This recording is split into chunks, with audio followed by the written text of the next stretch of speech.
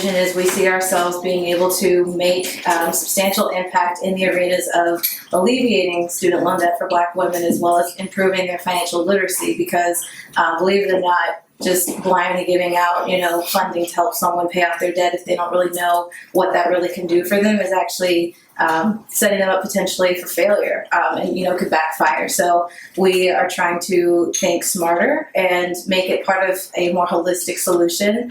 So we tie that in with the financial literacy coaching, which is created by a network of Black women financial experts and delivered to our Prosperettes as they go through the program over the course of a year.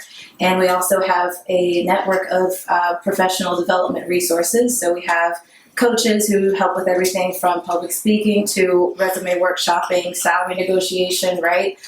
With Black women earning only 63 cents on the dollar, that's a big one, is getting their income up. So yeah, that's the general gist of it, but to, sort of personalize it and get into our stories, we just want to, I guess, start by, introducing yourselves, of course, and then if you could just share a little bit about your student debt story, how much you graduated with, and then we can go from there and talk more about your involvement in the program.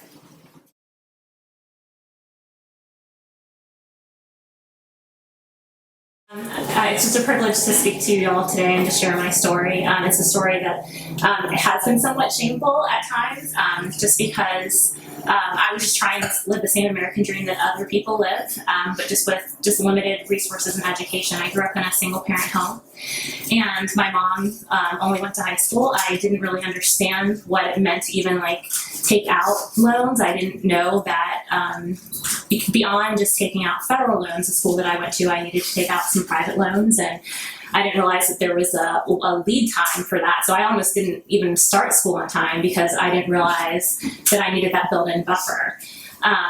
And so I was pursuing my dream. I went to my dream school, and when I did my exit interview, which the person that was doing the exit interview just looked at me and said, "You need to find a rich man and marry him." And I want to say for undergrad, it was probably around $75,000 before the interest kicked in. And I did work for about 5 to 6 years after undergrad and wasn't still able to kind of get to where I wanted to career-wise. And for me, I was always pushed towards education because education was kind of the way out. My mom didn't go to college, but she wanted me to do better. And so I'm like, well, if I'm not making what I want to make with undergrad degree, maybe if I get my master's, that'll help push me into the next tier. So I probably accrued maybe around $30,000 worth of debt for undergrad. So at one point, I think my total student loan debt was around $120,000. And then it took 15 months after grad school to find a full-time job, and it ultimately took me to, oddly enough, New Hampshire to Dartmouth, so I had a Dartmouth connection as well. A place that I never imagined. I'm a city girl at heart, but that was the job and the opportunity, and it paid better than any other job that I had previously had. And so that's just a brief kind of story. And so I've been just really working hard to educate myself financially. I haven't had the resources. I might be a good budgeter, but I can't get over that hurdle. I don't really understand, even with having an undergraduate and a graduate degree, but not having that family support or being able to really just talk to my mom and say, "Hey mom, what should I invest in, or how should I invest?" I just don't have that resource around me. And so when Bree reached out and was just trying to make some connections, I was like, "This sounds great. Can I be involved?" I'm actually in the program, just because I'm still struggling with it. It's I want to say it's the cold that doesn't go away. We can all relate to that right now, right? Yeah, that's a little bit about my story.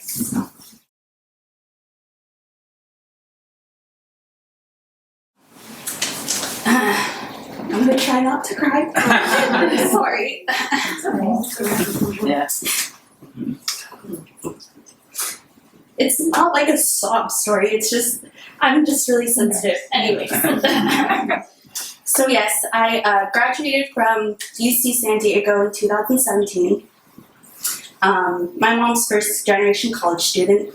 Couldn't afford to pay for college from my parents, but I knew, well, she kind of pushed me to go to college because that's what she did in her family.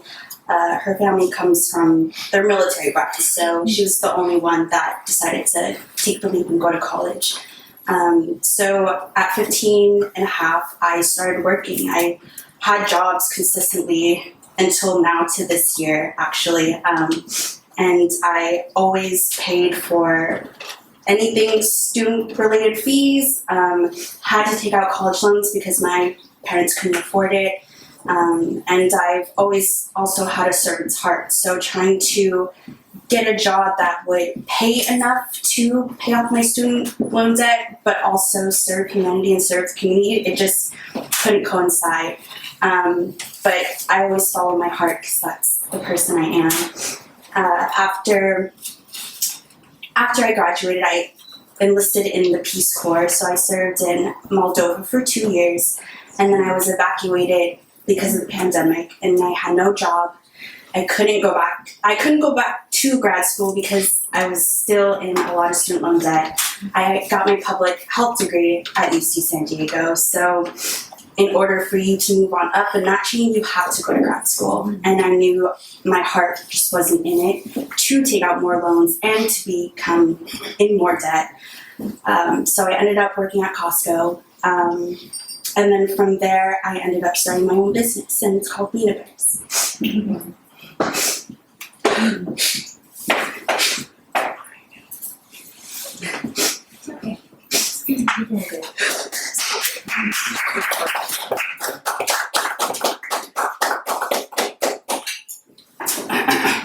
And while I was working at Costco, I was hustling, trying to accomplish my dream, having my own business. And when I got an opportunity to work at my alma mater again, UC San Diego, as a program assistant, it paid all right. It helped pay off some of my student loan debt. And the temporary position came to an end November 24th of this year. And I decided just to become a full-time entrepreneur. And it's quite scary because I am in a lot of student loan debt, but I want to take the initiative to learn how to run a business and run a business that impacts lives. And I started off with $31,000 in student loan debt, and I was able to at least pay off $10,000 since I graduated.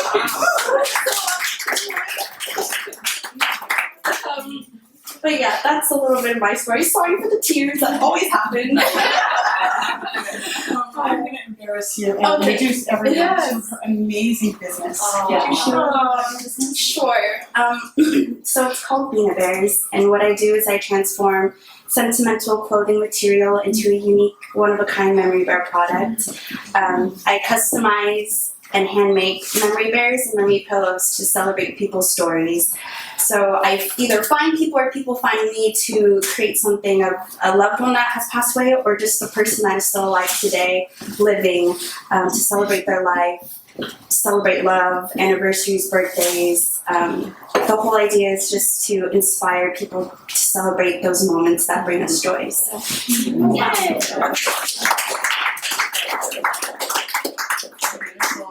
Well, thank you both. I didn't realize it was so vulnerable, so I did not put you on the spot. But thank you for braving it and sharing those with us.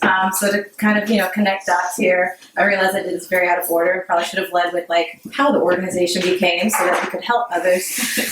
So this all started very organically. I didn't have a plan for this at all. It actually sort of took me by surprise into what it became.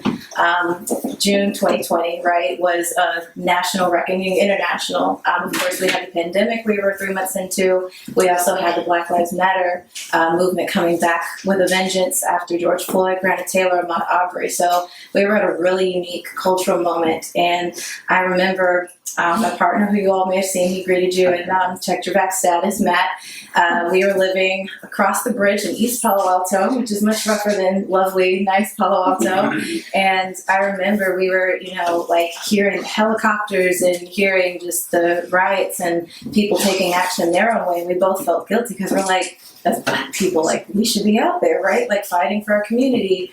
And I was just like, well, that's just not our personality because, we're both introverts and we're not, in your face with megaphones. So we were like, how can we put our talents to work to make impact in the ways that we are best suited to? So for me, having attempted entrepreneurship once before, I was like, I think it's time to go that route. And I actually was trying to sort of not audition, but go out for a work opportunity with a longtime idol of mine who was a white woman trying to diversify and make her businesses more inclusive.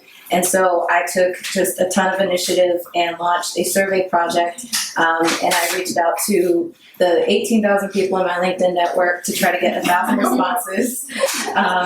And that is came to me because I added a bunch of total strangers in about the year and a half before, and it all, that moment made it all make sense. And then in the process, I started connecting with our founding team, Ashley, who couldn't be here because she is hustling for finals to get her second master's at Columbia. That's how I connected with the contact that introduced me to Leeson, how I reconnected with Brandea and Sabrina. So it was just a great way to help get, what I was accomplishing out there. And I was really blown away by the receptiveness to it because at the time, all it said was, helping Black women gain tools for equity. Very bare bones, nothing fleshed out, nothing like you see here. And that was still enough for people to latch onto and express interest. And then next thing I knew, days later, we needed an email and we needed a website. And then I put the Prosperity Project name. Some of you may be wondering why the A with parentheses. So actually it's because the regular spelling was taken on Instagram. Seriously, it was regular Prosperity, but I was like, well, I don't want to, ask this nice person to give up that handle. So I was like, how can I creatively work around that? And I was like, oh, Prosperity and Parity. I'm an English major, so it comes very naturally to me. And so, that was how I spent last June. And then we were, hitting the ground running, bootstrapping to get our seed capital via GoFundMe. And then our founding team, we were able to start, helping it get legs and actually get to work and running an organization. And then very quickly we identified student debt because that was a uniting factor for myself and our other founders. So my story goes a little like this. I graduated from Dartmouth, technically with $92K in principal in student loans, but by the time I actually paid attention to them and stopped burying my head in the sand and kind of turning the other cheek, they had grown to about $116K. So that was in about 2 years. I graduated 2017, so 2019 is when I finally started to take responsibility for getting myself out of that hole. And like Sabrina, I had to hustle. And graduating from a school like Dartmouth, a lot of people, especially in my family, expect, oh, you're going to go work at Goldman or McKinsey, and you have your path pretty cut out for you. And typically that is the case, except when you are not first generation college student, but first generation Ivy League. So almost all my family members went to HBCUs and in, the 90s and 60s. So it was a totally different ball game. So I felt pretty vastly underprepared and therefore missed the cutoff for recruitment and for, landing those more lucrative job opportunities. So I started out as a contract worker and I did a number of contracts and temp jobs.